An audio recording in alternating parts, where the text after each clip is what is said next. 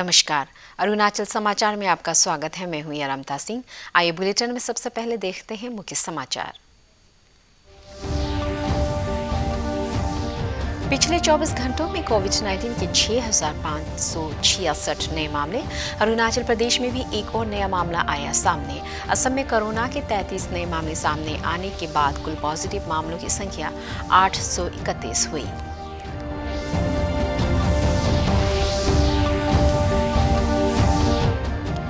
सुरक्षा बलों ने चांगलांग जिले के मियाओ बूम आरक्षित वन क्षेत्र में NSCN आइजाक मुइबा गुट के छिपने के ठिकानों का पता किया भंडाफोड़। आधिकारिक सूत्रों के अनुसार हथियार, गोला बारूद और अन्य युद्धक सामग्री जब्त।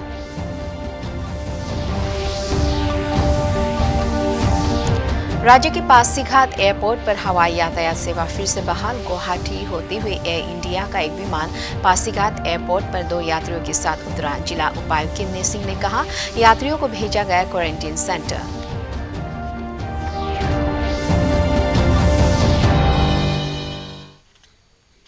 देश में कोरोना से संक्रमित 67,692 लोग स्वस्थ हुए हैं। केंद्रीय स्वास्थ्य और परिवार कल्याण मंत्रालय के अनुसार स्वस्थ होने वालों की दर 42.5 फिर से सुने, स्वस्थ होने वालों की दर 42.75 हो गई है।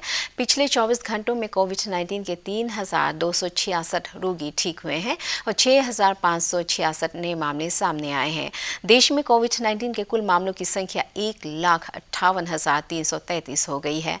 स्वास्थ्य मंत्रालय के अनुसार पिछले 24 घंटों में 194 मौतें दर्ज हुई हैं और देश भर में कुल मृतकों की संख्या 4,531 हो गई है।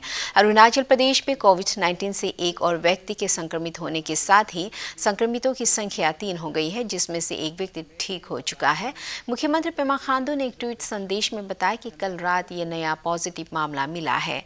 असम में आज कोरोना के 33 नए मामले सामने आए हैं और उसके बाद राज्य में कुल पॉजिटिव मामलों की संख्या 831 हो गई है। आज नई दिल्ली में परीक्षण के लिए दवाओं, टीकाओं और प्रौद्योगिकी पर संवाददाताओं को संबोधित करते हुए विशेषज्ञों ने इसके बारे में जानकारी दी कि हमारे देश का जो साइंस एंड टेक्नोलॉजी का बेस है, हमारी फार्मा इंडस्ट्री है, हमारा इंडस्ट्री साइंस एंड टेक्नोलॉजी का वाइडर इंडस्ट्री है, फार्मा के भी अलावा ये दोनों डायमेंशंस बहुत ही स्ट्रांग है।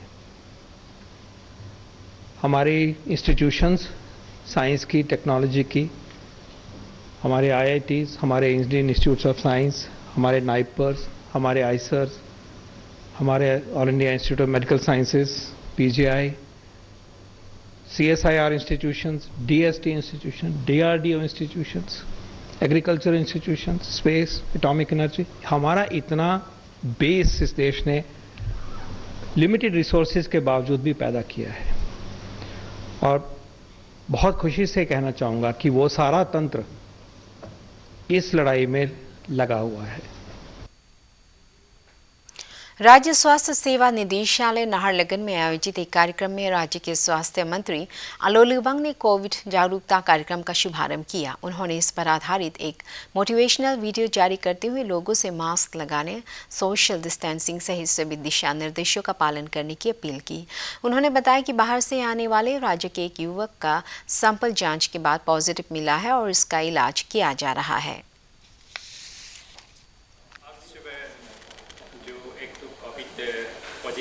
पाया गया है वो उसका ऐसा 18 ईयर्स है। वो चेन्नई से 22 को आया था और उसका सैंपल हम लोग 25 को लिया था और कल मिडनाइट में उसको डिटेक्ट किया है। उसका एक मतलब ICMR जो दिल्ली से भी हम लोग कंफर्मेशन लेना पड़ता है। तो उसका कंडीशन वो टोटली ठीक है, वो एसिम्प्टोमेटिक है, फिर भी वो उसको मतलब पाया गया है, उसका जो पॉजिटिव निकल गया है। फिर भी बॉडी जैसा, तेजू जैसा और कल परसों जो पाके के संग जैसा वही जैसा एसिम्प्टोमेटिक है, टोटल हेल्थ प्रॉब्लम है उसका ठीक है। आज तक हम लोग टोटल सैंपल हम लोग कलेक्ट किया है 6,334 और वहाँ से रिजल्ट अभी 5,265 निकला है निगेटिव और अभी जो 3 ही निकला है पॉजिटिव, जो एक तो ऑलरेडी पीक होके डिस्चार्ज हो चुका है, 2 अभी कोविड केयर सेंटर में है और उसका वेटिंग है अभी 1101 जो अभी एवेटेड है। सुरक्षा बलों ने कल चांगलांग जिले के मियाओ बूम आरक्षित वन क्षेत्र में NSCN आइजक मुइबा गुट के छिपने के ठिकाने का भंडाफोड़ किया है। इलाके में सशस्त्र NSCN मुइबा गुट की उपस्थिति की खुफिया जानकारी मिलने पर सेना और राज्य पुलिस ने संयुक्त अभियान चलाया। खराब मौसम और दुर्गम इलाके में चलाए गए तलाशी अभियान में सुरक्षा बलों को हथियार, गोला बारूद और अन्य युद्धक सामग्री हासिल करने में सफलता मिली। इनमें 3 मैगजीन सहित AK-56 राइफल, 115 कारतूस, पिस्तौल और विस्फोटक सहित अनेक हथियार शामिल हैं। इनकी बरामदगी से इलाके में सक्रिय प्रतिबंधित ग्रुप को गंभीर आघात पहुंचा है। दुनिया भर में कोविड-19 महामारी के कारण आर्थिक संकट से निपटने के लिए अनेक कदम उठाए जा रहे हैं। अरुणाचल प्रदेश सरकार ने भी राज्य में महामारी के कारण पड़ने वाले आर्थिक प्रभाव और राज्य की अर्थव्यवस्था की समीक्षा के लिए इकोनॉमिक रिवाइवल कमेटी का गठन किया है। अपने ट्वीट संदेश में उप मुख्यमंत्री चाउना मैन ने कहा है कि अरुणाचल प्रदेश को आत्मनिर्भर बनाने के लिए यह समिति राज्य को अपनी जरूरी सिफारिश देगी। इस समिति में कुल 14 सदस्य हैं, जिनमें राज्य के वित्तीय विभाग के प्रमुख सचिव, नाबार्ड ईटानगर के महाप्रबंधक सहित अनेक अधिकारी और विशेषज्ञ शामिल हैं। इकोनॉमिक रिवाइवल कमेटी की पहली बैठक आगामी 30 मई को होगी। अरुणाचल प्रदेश पुलिस के DIG मधुर वर्मा ने कहा है कि राज्य पुलिस ये सुनिश्चित करने का प्रयास कर रही है कि प्रदेश के किसी भी चेक गेट से कोई भी व्यक्ति बिना स्वास्थ्य जांच के प्रवेश न कर सके। श्री वर्मा ने बताया कि पुलिस जवानों के स्वास्थ्य को ध्यान में रखते हुए उन्हें आवश्यक मेडिकल किट्स उपलब्ध कराए गए हैं। DIG मधुर वर्मा ने कहा है कि लॉकडाउन का उल्लंघन करने वालों के खिलाफ सख्त कार्रवाई की जा रही है और अब तक जुर्माने के रूप में करीब 25 लाख रुपए वसूले जा चुके हैं।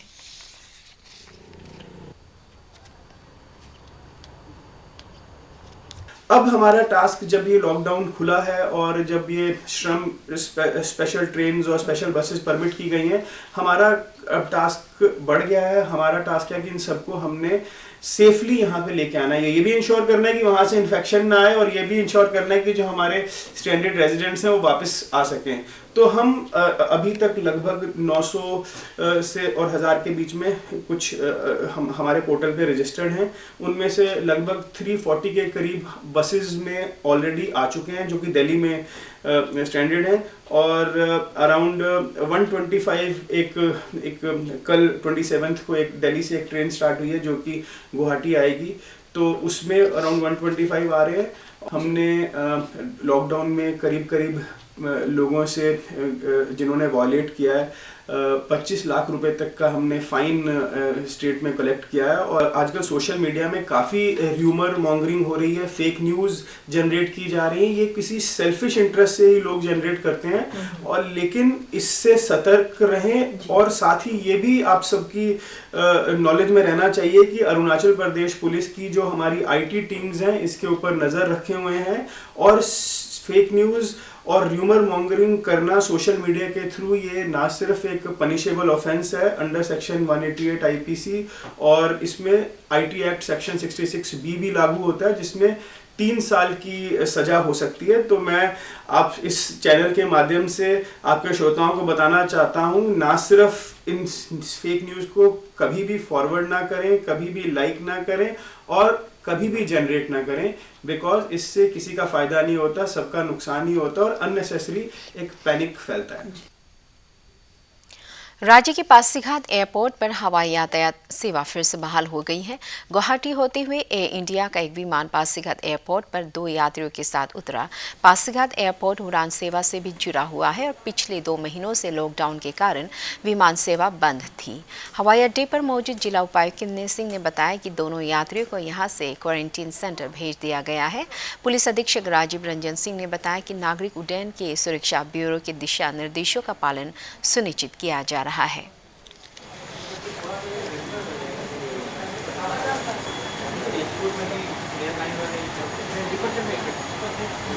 2 महीने बाद पासीघाट एयरपोर्ट पे डोमेस्टिक फ़्लाइट सर्विसेज रिज्यूम की गई हैं। आज की फ़्लाइट में 2 पैसेंजर्स हैं। यहाँ पे सोशल डिस्टेंसिंग के और प्रोटेक्टिव गियर्स के पूरे इंतजाम किए गए हैं। सारे इनकमिंग पैसेंजर्स की डिटेल्स स्क्रीनिंग सेंटर में रिकॉर्ड होगी, उसके बाद उनको क्वारंटाइन किया जाएगा। और इसी के हिसाब से यहाँ पे टैक्सीज भी प्लेस की गई हैं। जितने भी पेरेंट्स या रिलेटिव हैं, किसी को यहाँ पे आना अलाउड नहीं है। पासीघाट में हॉल्टिंग भी अलाउड नहीं है।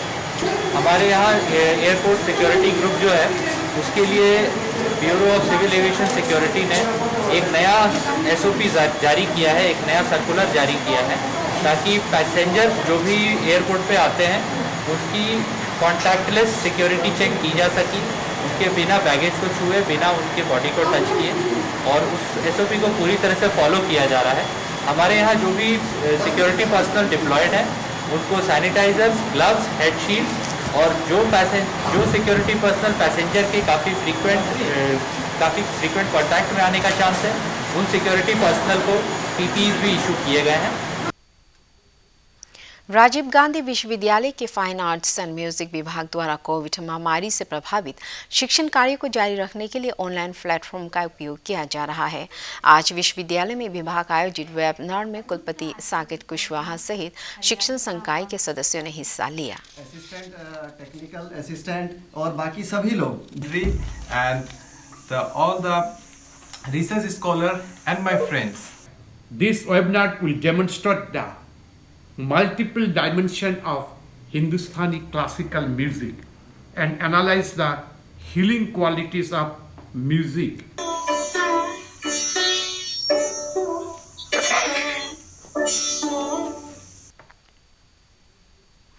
केंद्रीय माध्यमिक शिक्षा बोर्ड CBSE द्वारा 1 जुलाई से आयोजित होने वाली 10वीं और 12वीं की लंबित परीक्षाओं में बैठने वाले विद्यार्थियों को एक बड़ी राहत दी है। मानव संसाधन विकास मंत्री रमेश पोखरियाल निशंक ने बताया है कि लॉकडाउन के दौरान जो छात्र दूसरे राज्य या जिले में चले गए हैं, वे वहीं से इन परीक्षाओं में शामिल हो सकते हैं।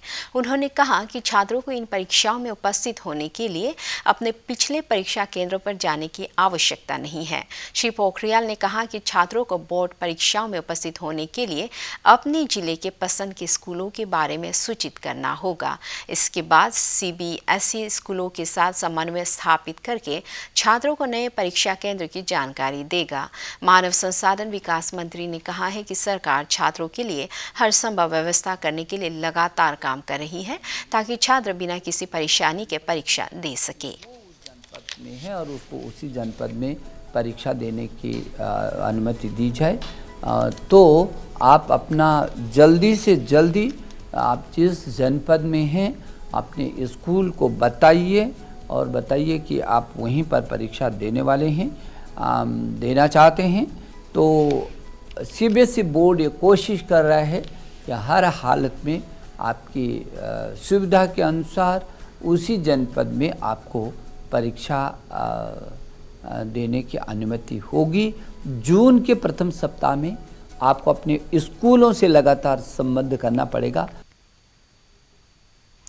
भारी बारिश से लोहित नदी का जलस्तर अचानक बढ़ने से लोहित जिले के देमवे और मेवाई के बीच फंसे लोगों को जिला आपदा प्रबंधन विभाग और उसकी टीम ने सुरक्षित निकाल लिया है। वहीं शिवाजी नगर के पास नदी में जलस्तर बढ़ने से उसमें फंसी 2 बालिकाओं को जिला पुलिस और आपदा प्रबंधन विभाग ने स्थानीय युवाओं की सहायता से हाथी के सहारे सुरक्षित निकाल लिया।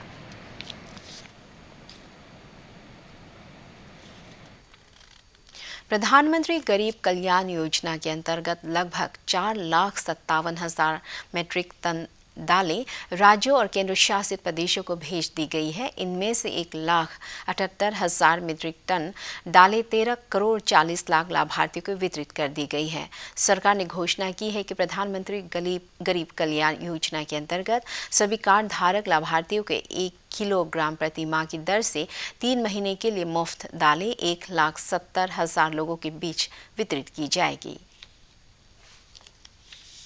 पीडीएस सिस्टम के तहत 3 माह तक मौजूदा राशन के मुकाबले 2 गुना राशन दिया जा रहा है, जिसमें पीडीएस सिस्टम के तहत अतिरिक्त गेहूं चावल के अलावा 1 किलो दाल भी हर महीने मुहैया हो रही है। इसके लिए नेफेड को दिशा निर्देश दिया गया है।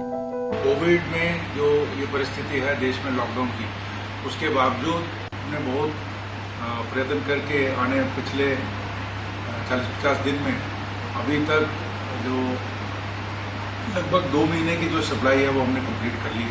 कि लॉकडाउन की कंडीशंस में, कोविड में जहाँ पे लोग अवेलेबल नहीं थे, गाड़ियाँ नहीं चल रही थी, मिल्स बंद थी, फिर भी हम लोग इतनी बड़ी मात्रा में दाल भारत की हिस्ट्री में पहली बार इतने गरीब लोगों को दी गई है, तो अच्छे से हम कर पाए।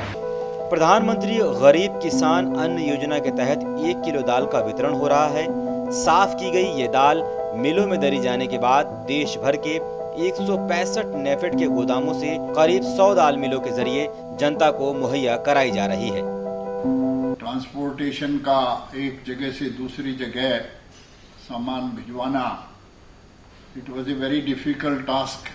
संकट की घड़ी में भी अपना टारगेट टाइमली पूरा किया। पीएम गरीब किसान अन्न योजना के तहत 1 किलो दाल का वितरण हो रहा है। इस योजना के ऐलान के बाद नेफेड ने अपने गोदामों में रखी दालों को मिलों को मुहैया कराया, जिसके बाद उन्हें साफ सुथरा कर मिल्ड दाल लोगों को वितरित की जा रही है। अब वित्त मंत्री के ऐलान के बाद प्रवासी मजदूरों को चना भी देने की शुरुआत हुई है।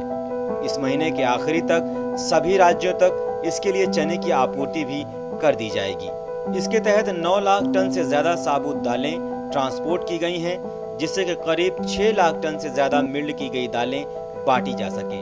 उत्तर पूर्व का राज्य हो या तटवर्ती राज्य, देश भर में दूर दराज के इलाकों में। अरुणाचल समाचार के आज के अंक में इतना ही। हम कल फिर हाजिर होंगे अरुणाचल और देश दुनिया की खबरों के साथ। आप देखते रहिए अरुण प्रभा। नमस्कार।